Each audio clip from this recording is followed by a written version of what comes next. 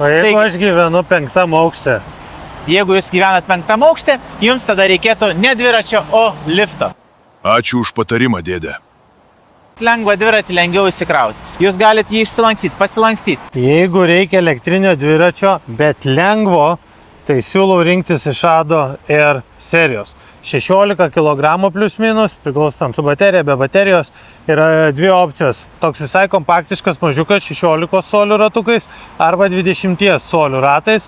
Irgi yra skirtingi, yra eko versijos su, pavyzdžiui, paprastais stabdžiais, yra šitie S versijos su hidrauliniais stabdžiais. Tyliai važiuos, nes čia yra ne grandinė, o diržas. Turi ir apsą, galit prisijungti. Yra pagalbos funkcijos 3.